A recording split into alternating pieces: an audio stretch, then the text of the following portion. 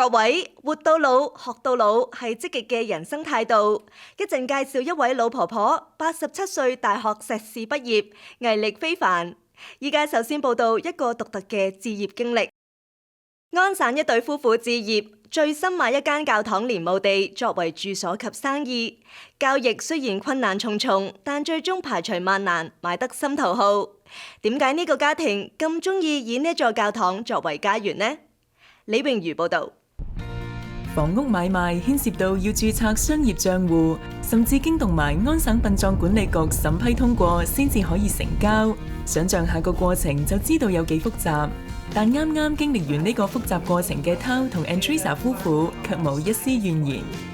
And so kind of along the way we kept saying to ourselves, okay, we've hit another green light. Okay, we can move to the next step. Oh, another green light. You have to for a look for those long milestones. time, there was a lot with the cemetery that we had to do. The financing has been very hard. Even the insurance is very hard to find because nobody wants to do anything old. No one has a comparable for another space. It wasn't a house yet.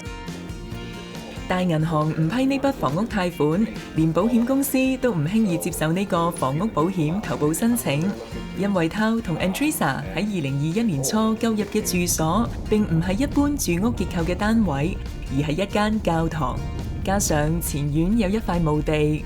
按照規定，買家必須將教堂連同墓地一同購買，並且向安省殯葬管理局提交計劃書，訂立日後如何營運同管理墓地嘅細節，要得到該管理局批准先至可以交易。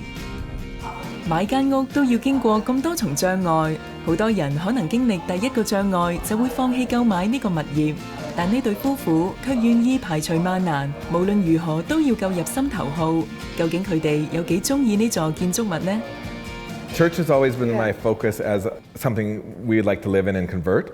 And then moving out of the city made me think, why am I not broadening this outside the city? And then we had kind of the criteria of we'd like it to be an hour and a half from the city so it was easy for our family to commute to us and friends. Condition, which this one was lower on. Property, how much outdoor space and there was with it. The size, and then price, of course. Yeah, it was listed at $350. There were several offers, and then we ended up getting it for $375. 375000蚊加幣，大概係好多人辛苦儲落，想喺大多倫多地區買屋嘅首期金額。但呢個金額已經足夠租屋多年嘅 Tao 同 Andresa 夫婦實現置業夢。喺多倫多以西2小時車程嘅城鎮 Haldimand County 購入呢間20英尺高樓底、1800平方尺大面積嘅教堂，容納呢個一家6口2大4小嘅大家庭。教堂連前後院加上墓地，總佔地面積為大概3.6英畝。置業要連同附近墓地一同購買，係一個好特別嘅例子。但其實購入教堂建築物改建為住宅單位呢個現象，近年喺樓房買賣市場上都見唔少。There is a trend where people are looking for kind of creative options. A lot of these churches were built in very small towns, maybe 100 years old, aging populations. There's just not the members there. People are more in big cities. So a lot of these churches are going out of business, so to speak. It definitely takes a lot of money to renovate, say, a church, but sometimes you can get them for lower prices compared to something else. I find the best people too for unique properties typically are people that are handy themselves, because if you're hiring out everything, it can be very costly. And you might not fully understand the amount of work that it takes as well if you're not someone who has a good idea of the amount of work that it takes. 從事裝修行業多年嘅 Tao 自己落手裝修同選購材料，慳返唔少錢。佢哋計劃將呢個禮堂翻新做飯廳、客廳同廚房，而睡房就會被加建喺教堂外面。好多人買屋嗰陣，如果聽到上手業主話送全屋家私，或者會覺得係唔錯嘅收穫。而同一情況發生喺呢對買家夫婦身上就有啲唔同啦。畢竟教堂已經空置咗13年，剩低嘅家具都鋪晒塵，殘舊又同住所設置格格不入。送俾 Tao 同 Andresa 相當於麻煩佢哋去處理呢批舊物品。但教堂內一啲特色配置， Tao 同 Andresa 就覺得好值得保留，好似呢啲彩色窗花， This is the bell tower. 仲有呢個敲鐘。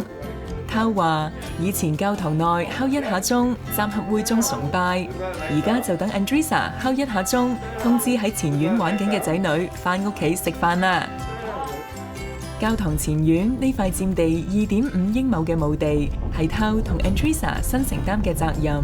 除咗日常打理墓地設施之外，佢哋更為墓地創建網站，服務前來掃墓嘅人，同安排添置墓碑，當一盤生意咁營運。It's a sacred business that has to go forever. So there's many different layers to this. The person at the BAO who I worked with the most, his name was Ray. And he said, well, this cemetery was here before Canada. And they said, a cemetery is a cemetery until there is no Canada. As long as Canada is Canada. It really hit me. I mean, we knew it was serious, but I just thought, this is a big stewardship. To me, it's just a place where a lot of love is shared and put, and so it felt very smooth that could be there. With us, it had enough of a separation, and we can define that and make that beautiful, and our property and home can be distinct from that. 呢對夫婦開頭淨係想買一間新屋，最後連往生者嘅安息地都要打理埋，家庭同墓地都需要有愛心同耐性去經營。Tao 同 Andresa 預期喺今年9月開學前完成裝修並搬入新居，實現佢哋夢寐已久遠離繁囂都市嘅鄉村生活。